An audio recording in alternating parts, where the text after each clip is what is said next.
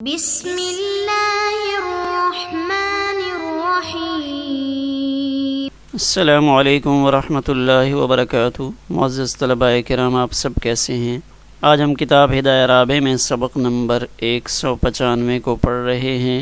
ہمارے آج کے سبق کا عنوان قربانی کے دن کتنے ہیں، یہ ہمارے گزشتہ سبق کا حصہ دوم ہے۔ آئیے اپنے آج کے سبق کو مکمل کرتے ہیں۔ وفی الاخبار تعارض فاخذنا بالمتیقن، جب روایات میں تعارض ہوا تو ہم نے یقینی کو لے لیا۔ وہو العقل، اور جو عقل مقدار ہے وہ یقینی ہوتی ہے، یعنی یہ ضابطہ محدثین کے ہاں ہے کہ جب روایات متعارض ہوں تو اس وقت عقل والی روایت پر عمل کیا جاتا ہے۔ مثلا 3 اور 4 میں اگر اختلاف ہوا ہے تو 3 چونکہ کم ہے تو اس 3 کو لے لیا جائے گا، کیونکہ عقل تو متعین ہوتا ہے۔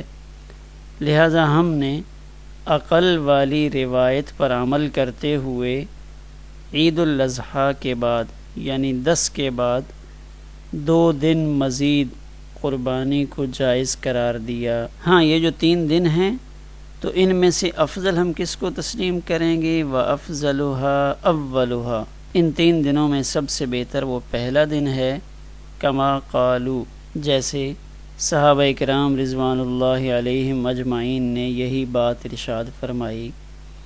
وَلِأَنَّ سے دوسری توجیہ بتا رہے ہیں کہ اگر کوئی معارض نہ ہو تو عبادات کو اول وقت میں ادا کرنا اصل ہے۔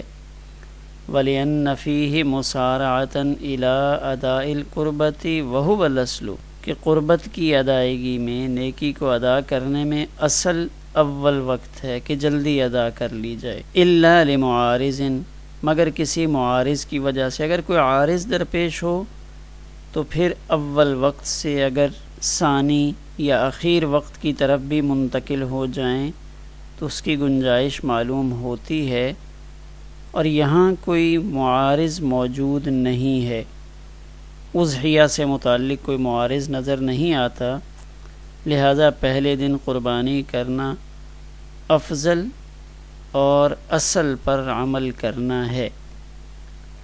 یہ پہلا مسئلہ تھا۔ دوسرا مسئلہ وَيَجُوزُ الذَّبْحُ فِي لَيَالِيهَا، یہاں سے شروع کر رہے ہیں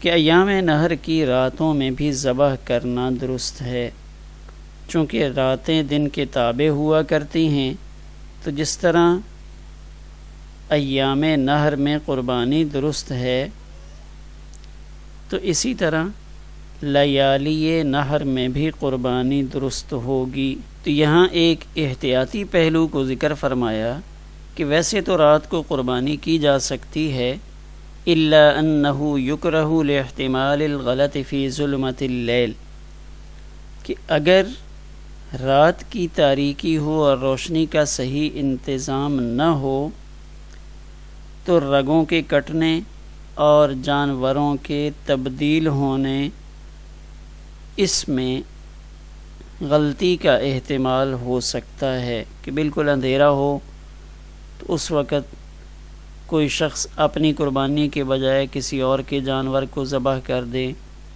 یا اندھیرے میں ذبح کریں تو جو رگیں کٹنے والی ہیں ممکن ہے وہ رگیں نہ کٹیں۔ تو اگر رات میں روشنی کا انتظام نہ ہو تو اس میں چونکہ غلطی کے امکانات موجود ہیں، اس وجہ سے حضرات فقہائے کرام رات کے اوقات میں قربانی کو مکروہ قرار دیتے ہیں، لیکن اگر رات میں روشنی کا بھرپور انتظام موجود ہو، اگر کوئی ذبح کر لے تو ذبح کرنا درست ہے۔ آگے ایام نہر اور ایام تشریق، اس کی تھوڑی سی تفصیل بیان کر رہے ہیں۔ ایام النہر ثلاثۃ، کہ قربانی کے 3 دن ہیں، ایام التشریق ثلاثۃ، اور گوشت کو خشک کرنے کے بھی 3 دن ہیں۔ والکل یمضی باربعۃ، اور 4 دن گزرنے پر یہ سب ختم ہو جائیں گے، یعنی 10 سے جب آگے 4 دن گزریں گے ایام تشریق بھی ختم ہو جائیں گے اور ایام نہر بھی ختم ہو جائیں گے. تو اولها نہر لا غیر، تو ان میں سے پہلا یعنی 10 ذی الحج کا جو دن ہے یہ ایام نہر میں تو ہے لیکن ایام تشریق میں نہیں ہے. وآخرها، اور جو 13 ذی الحج ہے یہ ایام تشریق میں تو ہے لیکن ایام نہر میں نہیں. والمتوسطان، تو درمیان والے جو 2 دن بچے یعنی 10 اور 13 کے درمیان، یعنی 10 اور 13 کے درمیان جو 11 اور 12 کے 2 دن ہیں یہ ایام نہر میں بھی ہوں گے اور ایام تشریق میں بھی ہوں گے. تو گویا کہ ہمارے ہاں دونوں چونکہ 3 دن ہیں تو فرق یہ ہوگا کہ ایام نہر عید الاضحیٰ کے ساتھ ہمارے ہاں 3 دن ہیں اور ایام تشریق عید الاضحیٰ کے علاوہ 3 دن ہیں، اور ان میں سے ہر ایک 4 سے گزر جاتا ہے. یعنی 4 دن جب ہوں تو 4 دن کے بعد نہ ایام نہر باقی ہوتے ہیں اور نہ ایام تشریق باقی ہوتے ہیں. والتضحیۃ فیہا افضل من التصدق بثمن الاضحیۃ. اب یہاں ایک مسئلہ کی وضاحت کر رہے ہیں کہ ان دنوں میں جانور کو ذبح کرنا ہی اصل ہے. ایسا نہیں ہو سکتا کہ کوئی آدمی یہ کہے میں نے جانور ذبح نہیں کرنا، میں اس جانور کی قیمت صدقہ کر دیتا ہوں یا اس سے بڑھ کر قیمت صدقہ کرتا ہوں، جانور میں ذبح نہیں کرتا. تو اگر کوئی ایسا سوچتا ہے تو اس کو واضح کیا جا رہا ہے کہ ان دنوں میں قربانی کرنا، جانور کو ذبح کرنا یہ ہر طرح کے صدقہ سے افضل ہے، خواہ کوئی شخص قربانی کی پوری قیمت ہی صدقہ کیوں نہ کر دے. اس لیے کہ یہ قربانی یا واجب درجے میں ہوگی یا سنت مؤکدہ کے درجے میں ہوگی. لہٰذا قربانی اور صدقہ میں فرق ہوا کہ یہ جو قربانی ہے یہ واجب نہ ہو تو سنت مؤکدہ کے درجے میں تو بہرحال آئے گی، جبکہ صدقہ تو محض ایک نفلی عبادت ہے، اور جب نفل کا مقابلہ واجب اور سنت سے ہوتا ہے تو واجب یا سنت کو فتفضل علیہ فضیلت حاصل ہوتی ہے، برتری حاصل ہوتی ہے. یعنی نفل کے مقابلے میں واجب اور سنت کو ترجیح حاصل ہوتی ہے. وَلِأَنَّهَا تَفُوتُ بِفَوَاتِ وَقْتِهَا، یہ دوسری عقلی دلیل ہے، یعنی قربانی وقت کے فوت ہو جانے سے فوت ہو جاتی ہے. صدقہ تو کسی وقت بھی کیا جا سکتا ہے. وَالصَّدْقَةُ يُؤْتَى بِهَا فِي الْأَوْقَاتِ كُلِّهَا، صدقہ تو کسی وقت میں بھی کر سکتے ہیں. لہٰذا جس کے لیے وقت متعین ہے، وقت کے گزرنے سے وہ عمل فوت ہو جائے تو وہ عمل افضل ہوگا اس عمل کے مقابلے میں جس کی ہر وقت اجازت ہو اور اس کے لیے وقت کی تعیین نہ ہو.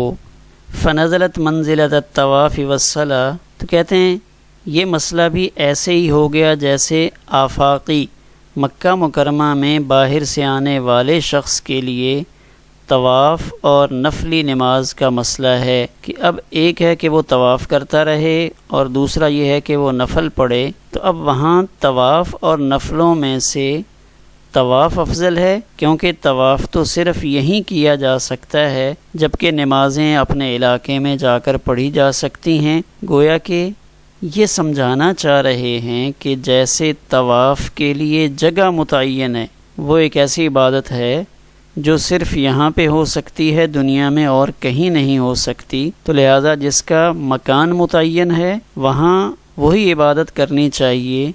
جو نفلی نمازیں ہیں وہ تو اپنے آبائی علاقوں میں اپنے گھروں میں پڑھی جا سکتی ہیں. تو بالکل اسی طرح قربانی اور نفلی صدقات ان کی آپس میں مناسبت ہے کہ قربانی کے چونکہ دن متعین ہیں لہٰذا ان دنوں میں وہ قربانی والا فعل ہی کرے، کیونکہ صدقہ و خیرات تو بقیہ دنوں میں بھی کیا جا سکتا ہے. وَلَوْ لَمْ يُزَحِّ حَتَّى مَضَتْ أَيَّامُ النَّحْرِ، یہاں سے ہمارے آج کے سبق کا تیسرا مسئلہ بیان ہو رہا ہے کہ قربانی کے دن گزر گئے اور کوئی شخص قربانی نہیں کر سکا، تو اب جب قربانی نہیں کر سکا تو اس کے لیے کیا حکم ہے؟ تو کہتے ہیں اس سے پہلے ہم اس شخص کی صورتحال کو دیکھیں گے کہ اگر اس شخص نے اپنے اوپر قربانی خود واجب کی ہو، اوجب علی نفسہ، تو ایک صورت ہے کہ قربانی منت مان کے، نظر مان کر اپنے اوپر لازم کرنا، او کان فقیرن، دوسری صورت یہ ہے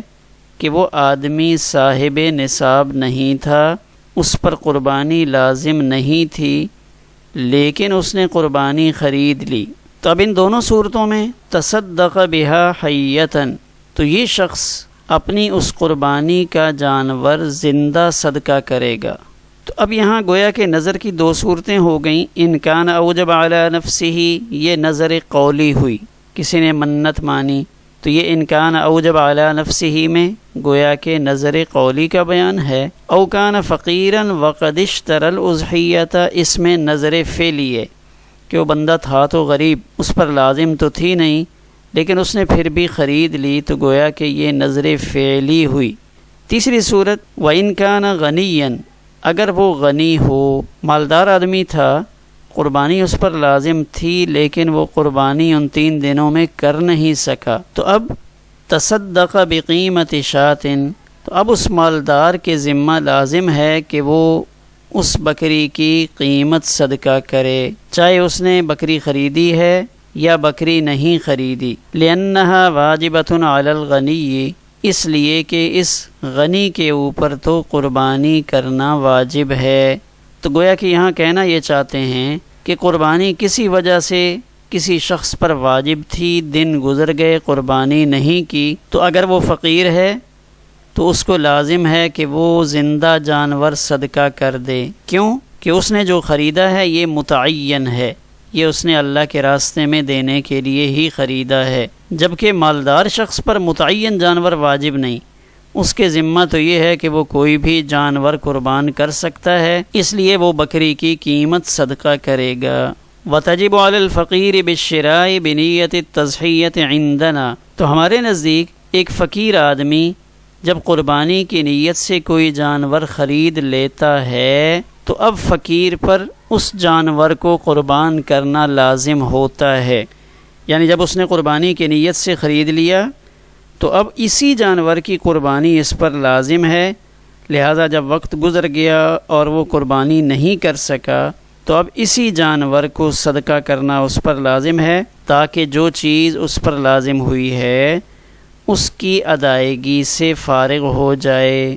فَإِذَا فَاتَ الْوَقْتُ يَجِبُ عَلَيْهِ التَّصَدُّقُ إِخْرَاجًا لَهُ عَنِ الْعُهْدَةِ، اس پر صدقہ کرنا واجب ہے اپنے آپ کو ذمہ داری سے نکالنے کے لیے جو اس پر لازم ہے۔ یہاں 2 مثالیں بیان کیں۔ پہلی مثال کالجمعۃ تقضى بعد فواتها ظہراً، کہ کسی کے ذمے نماز جمعہ لازم تھی، جمعہ کی نماز نہیں پڑھ سکا تو اب اس کی جگہ پہ ظہر کی نماز ادا کرے گا۔ اسی طرح والصوم بعد العجز فدیۃً، دوسری مثال یہ ہے کہ کسی کا روزہ فوت ہو گیا اور اب زندگی میں روزہ رکھنے کی امید نہیں، یعنی ایسی صحت نہیں ہے کہ وہ روزہ رکھ پائے، تو اس کی جگہ پہ فدیہ ادا کرے گا۔ تو جیسے ان 2 مسائل میں متبادل موجود ہے، اسی طرح قربانی اگر فوت ہو جائے تو اس کی جگہ مالدار شخص ایک بکری کی قیمت صدقہ کرے گا اور فقیر آدمی اسی جانور کو صدقہ کرے گا جو اس نے خریدا تھا۔ آخر میں ایک نظر ہم اپنے آج کے سبق کے خلاصے پر ڈالتے ہیں۔ ایام نہر میں کیا اختلاف ہے؟ تو اس میں حضرت امام شافعی رحمہ اللہ یہ فرماتے ہیں کہ ایام نہر 4 دن ہیں، یعنی قربانی 4 دن کی جا سکتی ہے، جبکہ حضرات احناف کی تحقیق یہ ہے کہ قربانی کے 3 دن ہیں۔ پہلا دن افضل کیوں ہے؟ اس کی وجہ یہ ہے اللہ کے حکم کی ادائیگی میں چونکہ جلدی کی جا رہی ہے تو جلدی کرنا احکام الہی کو پورا کرنے میں پسندیدہ ہے، لہذا پہلا دن اس میں خون بہانے کو اور حکم ربی پورا کرنے کو افضل قرار دیا گیا۔ رات میں ذبح کرنے کا حکم اس صورت میں تو کراہت ہوگی جب اندھیرا ہو، روشنی کا معقول انتظام نہ ہو، کیونکہ اس میں خدشہ ہے کہ ذبح صحیح نہ ہو یا جانور تبدیل ہو جائیں۔ قربانی صدقہ سے افضل ہے۔ قربانی کے چونکہ ایام متعین ہیں، جبکہ صدقہ تو سارے سال میں کسی وقت بھی دیا جا سکتا ہے، تو جو مقررہ وقت پر کی جانے والی عبادت ہے وہ افضل ہوگی بنسبت اس عبادت کے جس کے اندر وقت کی تعیین نہ ہو۔ اگر ایام مقررہ میں قربانی نہیں کی تو کیا حکم ہے؟ تو پھر اگر فقیر ہے تو اسی جانور کو زندہ صدقہ کر دے جو اس نے قربانی کی نیت سے خریدا تھا، اور اگر مالدار ہے تو پھر اس کے ذمہ یہ ہے کہ وہ کوئی بھی بکری اس کی قیمت وہ صدقہ کر دے۔ جمعہ کی نماز کے فوت ہونے پر جیسے ظہر کی نماز ہے، اسی طرح اگر روزے فوت ہوئے ہیں اور قضا کی امید نہیں ہے تو وہاں پہ فدیہ اس کا متبادل ہے۔ تو اسی طرح اگر کوئی قربانی نہیں کر سکا تو اس قربانی کے متبادل کے طور پہ اس فقیر پر تو وہی جانور صدقہ کرنا لازم ہے، اور مالدار آدمی کے لیے گنجائش ہے کہ وہ ایک بکری کی قیمت صدقہ کر دے۔ ہمارا آج کا سبق اسی پر مکمل ہوا۔